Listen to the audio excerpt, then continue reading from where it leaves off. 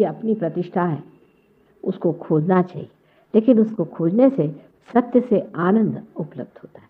सत्य और आनंद दोनों ही चीज है, एक ही चीज है दोनों। जैसे चंद्र की चंद्रिका होती है या जिस तरह से सूर्य का उसका अपना प्रकाश होता है, उसी प्रकार सत्य और आनंद दोनों चीजें एक साथ है। जब आप सत्य को पा लेते हैं तो आनंद विभोर हो जाते हैं, आनंद में रममाण हो जाते हैं।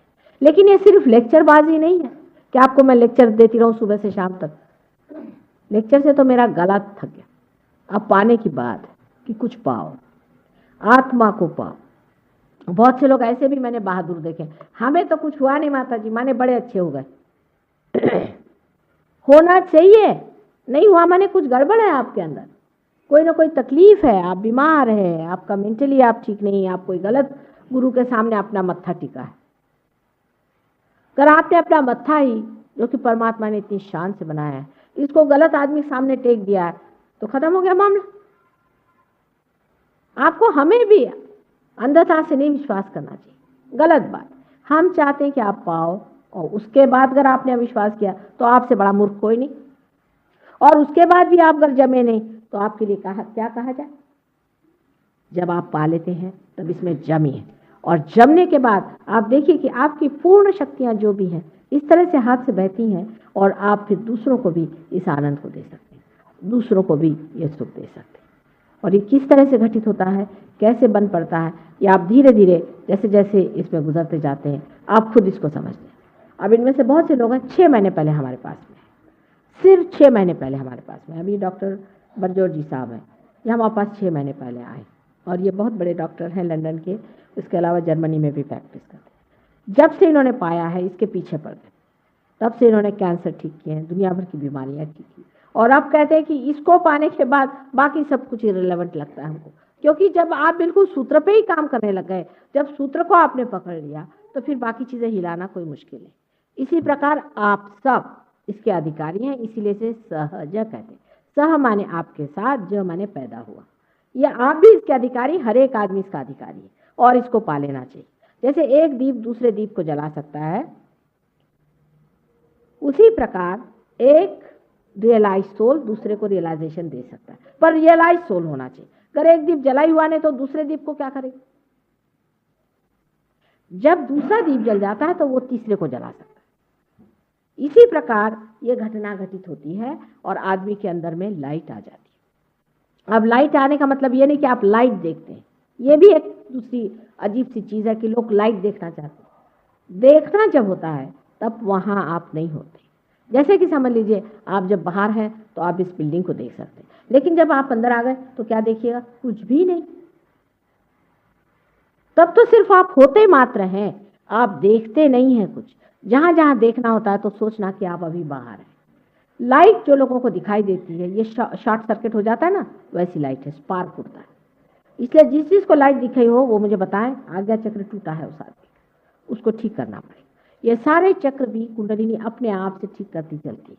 वो आपकी माँ है, आप हर एक की अलग अलग माँ है, वो आपकी जिसको सुरति कहते हैं वही यह सुरति है, और ये अपने आप से चढ़ती है और अपने आप आपको ठीक करके वहां पहुंचा देती है।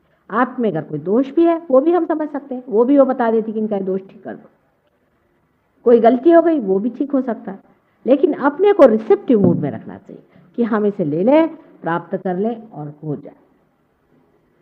अब कल भी एक बात जो उठी थी वो आज भी दिमाग में किसी के उठ रही है कि कुंडलिनी अवेकनिंग तो लोग कहते हैं बड़ी मुश्किल चीज़ है, बड़ी कठिन चीज़ है, ये कैसे होती है। इसमें कोई नाचते हैं, कोई बंदर जैसे नाचते हैं, कोई कुछ करते हैं, कुछ भी नहीं होता।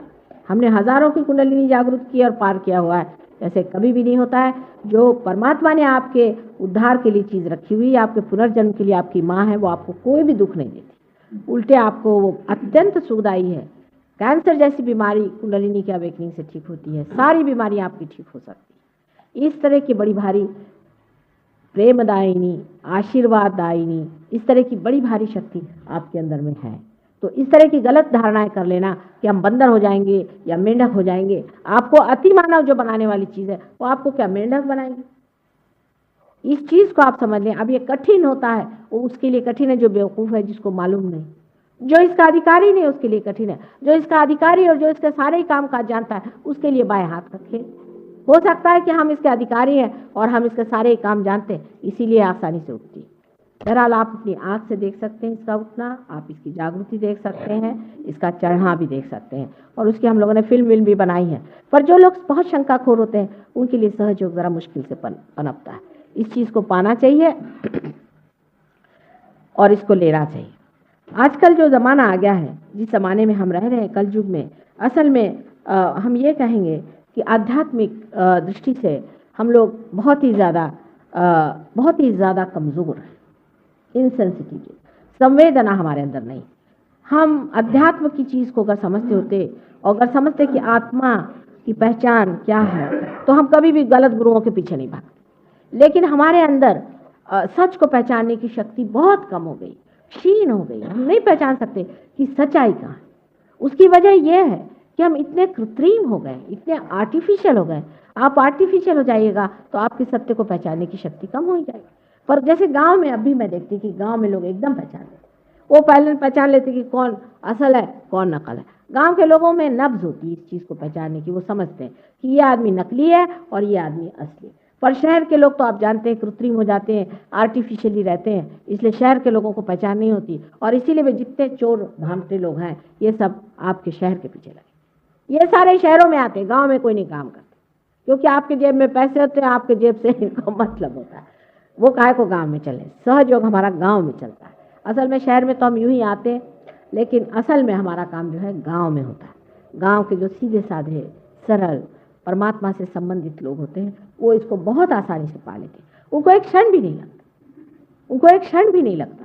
लेकिन शहर के लोगों में एक तो शहर की आबो हवा की वजह से और यहाँ के तौर तरीके की वजह से आदमी इतना अपने को बदल देता है, इस कदर अपने को धर्म से गिरा लेता है। अब ये उसमें क्या हुआ, साहब सब लोग पीते हैं, बिजनेस के लिए पीना चाहता है, मानो जैसे बिजनेस ही भगवान है, उसको तो पीना ही चाहिए, फिर उसके अगर बिजनेस कैसे चले। तो या तो फिर ये कहो कि तुम परमात्मा में या धर्म में बिल्कुल विश्वास नहीं करते, और अगर जरा भी विश्वास करते हो तो जो अधर्म है उसको नहीं करना चाहिए। कोई ज़रूरत नहीं किसी को पीने की। ये भी एक गलत फहमी है कि बिजनेस के लिए करना पड़ता है, इसके लिए। जो आदमी अपने को धोखा देना चाहता है उसी को कोई नहीं बचा सकता। हमारे पति भी आप जानते हैं कि सरकारी नौकरी में रहे, उन्होंने बहुत बड़ी शिपिंग कंपनी चलाई, उसके बाद आज भी बहुत बड़ी जगह पे पहुंचे हुए हैं। हमेशा उनका कभी, मैंने उनसे एक ही बात कही थी कि शराब मेरे बस की नहीं, और ज़िंदगी भर उन्होंने कभी छुई नहीं, एक बूंद ने भी, और भगवान की कृपा से बहुत सक्सेसफुल रहा। सब उनको मानते हैं, सब उनकी इज्जत करते हैं। आज तक किसी शराबी आदमी का कहीं पुतला बनाया कि महाशराबी थे, मुझे एक भी बताया, एक भी देश। इंग्लैंड में लोग इतनी शराब पीते हैं, मैंने किसी को देखा नहीं कि ये बड़ा शराबी खड़ा हुआ है, इसकी पूजा हो रही कि शराब पीता था। सभी सहजियों से विनती है, हमारे इस चैनल को सब्सक्राइब करके सहज को फैलाने में हमारी मदद करें। जय श्री माता जी।